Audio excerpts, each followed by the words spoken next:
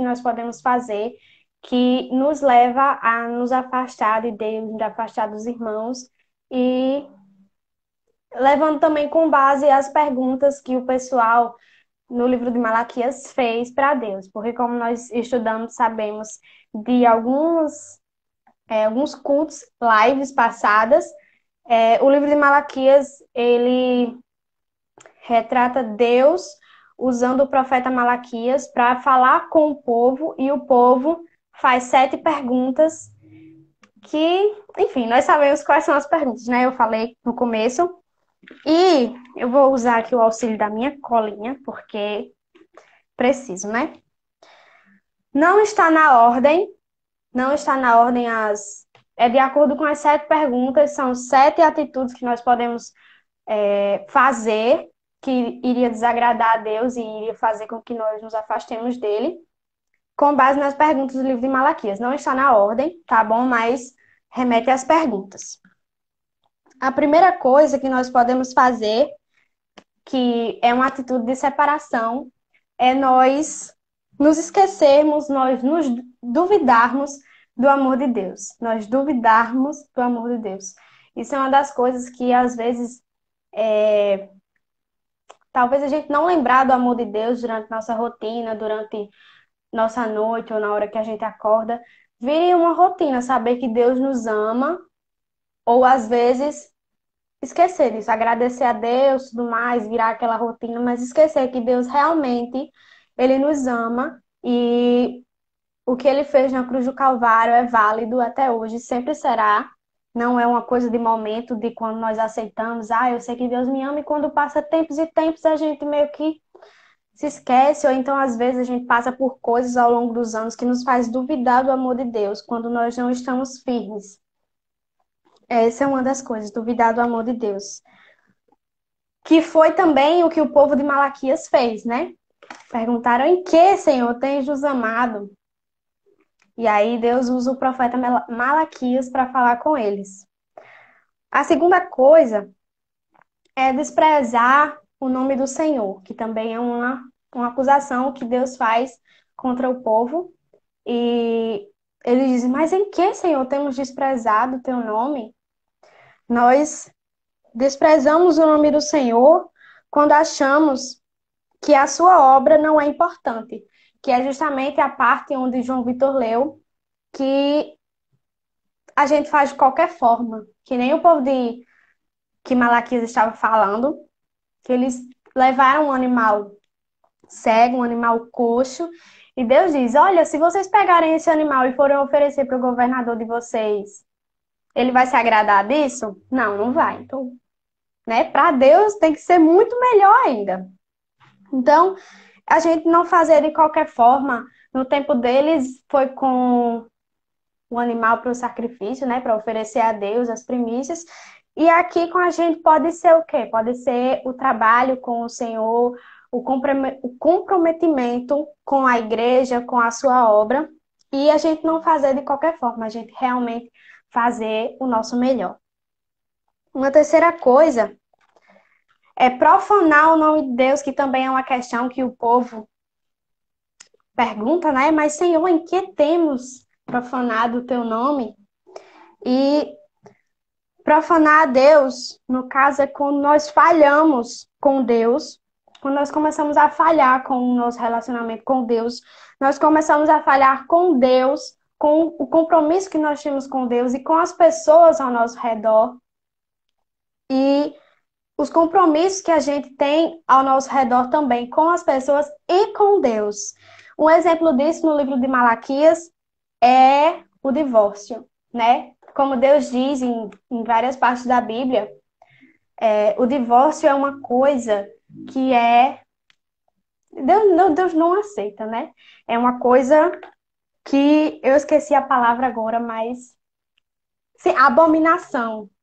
É uma coisa abominável para o Senhor, o divórcio, porque está na palavra de Deus. Se você escolheu aquela pessoa, fique com ela até que a morte o separe. Por isso que é muito importante a gente realmente ver, né, com quem nós vamos casar se nós tomarmos essa atitude.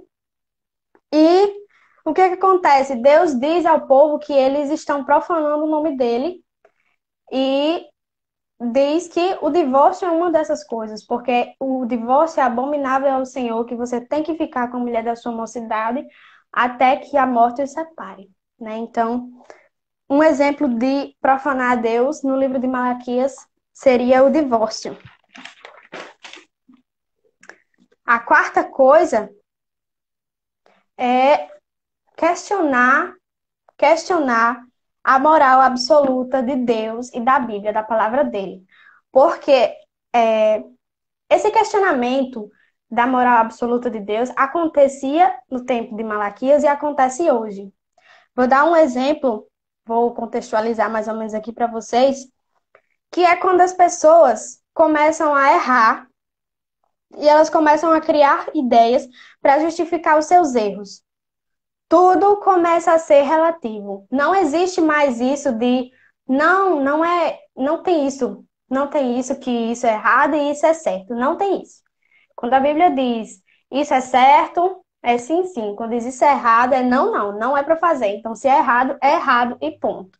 Só que hoje, e no tempo de Malaquias também, tinha essa questão das coisas serem relativas. Tipo, não, se você, hoje em dia, não, se você mentir por uma causa boa, não é errado, não é errado, é errado. Mentir é errado. Então, é errado, ponto, e é errado. Não importa se você está mentindo por uma causa boa ou por uma causa ruim, como dizem hoje, não importa. Então, às vezes, as pessoas questionam a moral absoluta de Deus e dizem, não, não tem isso de ser certo, ser errado, vai de cada pessoa, cada um sabe de si, né? Mas Deus sabe de todos, e se ele diz que é errado, é errado. E por que que as pessoas fazem isso? As pessoas questionam, elas começam a errar, começam a dizer que não tem isso, tudo vira relativo, e elas fazem isso, começam a dizer porque elas estão errando, e aí elas tentam achar ideias e ideias para dizer que aquilo não é errado, porque elas acham que não estão fazendo nada demais. Elas estão no erro, mas procuram ideias para justificar e dizer, espalhar que não é nada demais, quando na verdade é. Quando Deus diz que é porque é. Não faça, é não faça, né? Então, uma dessas coisas, e também o questionamento que faz nessa parte, pode ser no livro de Malaquias, onde está o Deus do juízo, né? Que tem no livro de Malaquias. Isso é uma das coisas, quando nós tornamos tudo relativo, quando não existe mais certo e errado, quando tudo vai de você. Outra coisa é a gente roubar o dízimo, como tem no livro de Malaquias, e também no debate que nós tivemos no Google Meet, né, na segunda-feira, eu expus isso, que nós também podemos roubar o tempo que nós deveríamos estar dando para Deus. Então, também podemos roubar o dízimo hoje em dia. Nós temos que nos atentar a isso. E o tempo para com Deus, né? Nós, às vezes, temos o compromisso com o culto da EBD. Estou falando por mim, tá? Não estou falando de ninguém, não. Nós temos o compromisso com o culto da EBD, com a igreja. E aí a gente pensa, não, domingo, olha, 9 horas da manhã. Tem gente que acha cedo, 9 horas da manhã, né? Diz, não, 9 horas da manhã, eu vou dormir mais um pouquinho. Aí, se você tem o Espírito Santo na sua vida, na sua mente, você já vai logo, ó, dar erro na sua mente. Por quê? Porque vai ficar sendo sua carne dizendo que não, eu quero dormir mais um pouquinho, não sei o quê, contra o seu espírito. Vá, você tem um compromisso comigo, você tem um compromisso com Deus, você tem que ir, né? Então é aquela coisa. Que às vezes nós queremos dizer, não, mas eu vou só dormir um pouquinho, que nem o pastor diz, né? Você tá de manhã cedo e vai lá dormir na rede, ó. Chega que Satanás balança um pouquinho. Você não pode deixar ele balançar, entendeu? Você tem que levantar e não, eu vou porque é o certo a fazer, eu tenho um compromisso com Deus, com a igreja, eu não posso deixar de faltar. Ou deixar de ir, né?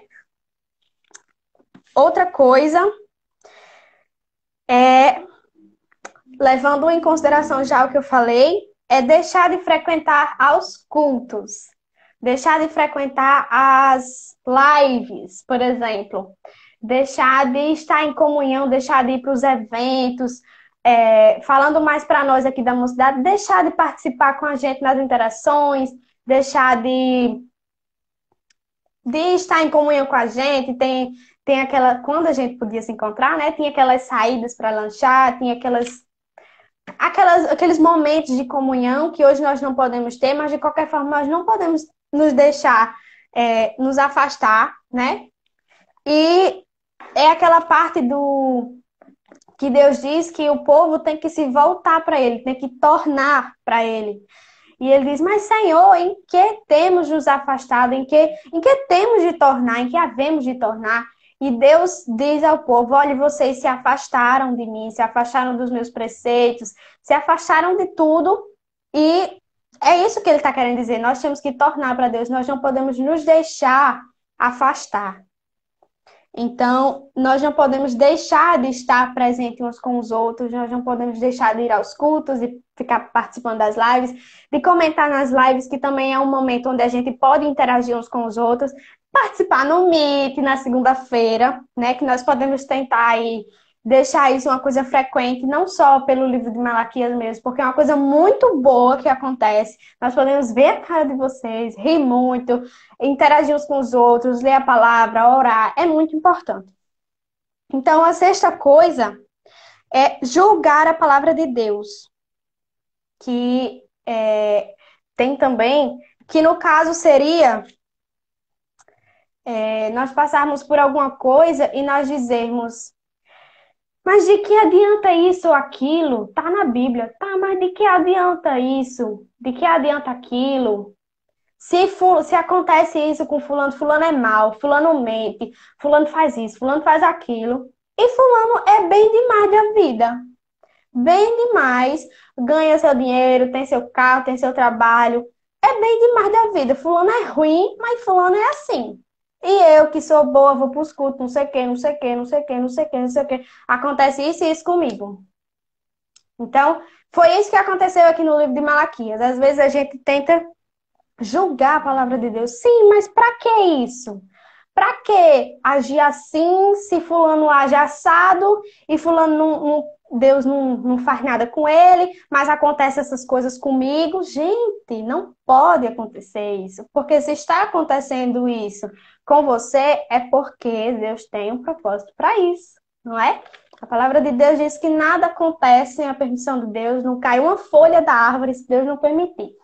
Então, nós não podemos julgar a palavra de Deus, nos achar no direito de dizer, mas por que isso? Mas por quê? Né? Não tem porquê. Não, nós não temos que perguntar o porquê. Nós temos que só aceitar. Isso está acontecendo? Ok. É porque Deus está permitindo e pronto. Pronto. Fim de papo, calado. E é isso. E aí, essas são as 7 coisas, tá? E tudo começa quando nós nos esquecemos. Deixa eu só olhar a hora aqui. Ok. Quando nós nos esquecemos do amor de Deus por nós. Ou então cai na rotina, no esquecimento, alguma coisa assim. Então nós não podemos deixar que isso aconteça, não podemos deixar que nenhum desses passos aconteça. A vida é difícil, né? Acontece tudo no mundo, Satanás balança a rede, muitas coisas acontecem, mas nós não podemos deixar que a gente leve adiante as coisas que já acontecem, né? Nós temos que lutar contra elas, como nos ensina a palavra, e nós encontramos esse conforto, esse alento e essa força para continuar lutando e relembrando o amor de Deus, lendo a palavra de Deus. Eu vou fazer como se fosse uma pequena dinâmica com vocês à distância, que nós comentamos no Google Meet semana passada. Se você estava, você vai lembrar do que é. E se você não estava, eu convido logo você a participar da próxima segunda-feira, onde nós vamos encerrar a leitura do livro de Malaquias. Do livro de Malaquias. E nós lemos, nós conversamos, nós debatemos, nós rimos, nós nos vemos, né? Por mais que seja via Google Meet, né? Mas eu quero fazer outra pequena reflexão, meio que uma dinâmica com vocês, mesmo que à distância, mas vai funcionar se vocês seguirem todos os passos. E essa semana ainda, é porque eu me atrapalho. Chega final de semana, eu penso que a semana já foi embora. Começando a dinâmica. A dinâmica vai ser o seguinte: eu quero que cada um de vocês feche os olhos. Para fechar os olhos, viu? Deus tá vendo se você não fechou os olhos. Para ficar só ouvindo. Deus tá vendo. Eu não tô não, mas Deus tá vendo, viu? Vocês vão fechar os olhos de vocês. Vão fechar os olhos. E não fica olhando pra mim, hein? Pra fechar o olho. Fecha o olho. E pense no dia da sua salvação. No dia que você aceitou Jesus. Pense. Feche o olho. E pense no dia da sua salvação. Quando foi? Você lembra quando foi? Como foi? Foi na igreja? Foi em casa? Foi com quem? Foi com seu pai? Foi com sua mãe? Foi com um irmão da igreja especial que lhe acolheu? Foi com o pastor Soares? Foi com a irmã Rita? Foi com quem? Sua salvação foi com quem? Lembre do dia que você salvou, que você se salvou. Lembre do dia que você se salvou, não, que Deus salvou você. Lembre quando foi, como foi, em que momento foi, se você chorou, se você não chorou, se você ficou eufórico, se você não ficou. Lembre disso, lembre como foi. Lembre da sensação que você sentiu na conversa. Em... Lembre da sensação que você sentiu quando você decidiu: eu quero isso. Eu quero Jesus. Eu quero Jesus na minha vida. Então, feche os seus olhos e pense nisso. Pense no quanto foi importante fazer essa decisão. Pense na alegria que foi quando você aceitou Jesus. Pense, só pense, relembre com calma, pense como foi. Porque eu relembrando, eu sei que foi uma coisa muito especial e que eu chorei muito. Mas cada um pense na sua. Foi na igreja? Foi no domingo à noite? Você levantou a mão? Foi na sua casa? Foi no seu quarto? Como foi? Lembre da alegria que foi quando você soube que, olha, Deus me ama. Deus morreu na cruz por mim. Deus me salvou. Deus perdoou todos os meus pecados. Então, pense nisso e lembre-se que Deus nos ama e que nós temos que amar a Ele. E como nós amamos a Ele, nós amamos a Ele seguindo a sua palavra. Então eu espero. Podem abrir os olhos agora, quem fechou, pode abrir. E lembrem-se sempre do sentimento que vocês sentiram quando vocês decidiram que queriam realmente ter o Senhor Jesus como o Salvador das suas vidas, o único Salvador. Então, lembrem desse momento, não se deixem cair na rotina, não se deixem esquecer do amor de Deus, porque tudo começa quando a gente esquece do amor de Deus, que aí a gente fica sem motivação para servir, fica desacreditando de Deus, acreditando da Bíblia.